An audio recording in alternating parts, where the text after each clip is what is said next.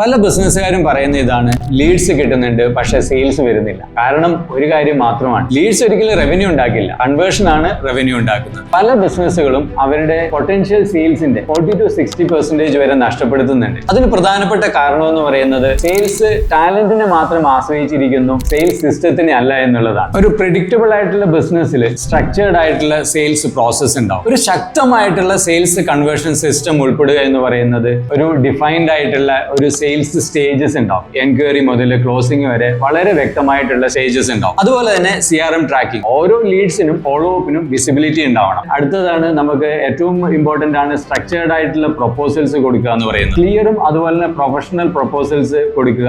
Negotiation framework വളരെ കൃത്യമായിട്ട് follow ചെയ്യുക. ഡിസ്കൗണ്ട് കെയോസസ് ഒഴിവാക്കാൻ വേണ്ടിയിട്ട് നെഗോസിയേഷൻ ഫ്രെയിംവർക്ക് വളരെ ഇമ്പോർട്ടന്റ് ആണ്. അതുപോലെ തന്നെ ഫോളോ അപ്പ് ഡിസിപ്ലിൻ വളരെ ഇമ്പോർട്ടന്റ് ആയിട്ടും വളരെ സിസ്റ്റമാറ്റിക് ആയിട്ടും റൺ ചെയ്യേണ്ട ഒരു കാര്യമാണ് ഫോളോ അപ്പ്. മുൻപ് പറഞ്ഞതുപോലെ സെയിൽസ് വിജയിപ്പിക്കുന്നത് ടാലന്റ് മാത്രമല്ല, സെയിൽസ് പ്രോസസ് ആണ്. നിങ്ങളുടെ ബിസിനസ്സിൽ lead to sales conversion track ചെയ്യുന്നുണ്ടോ? ഉണ്ട് എങ്കിൽ കമന്റ് ചെയ്യും.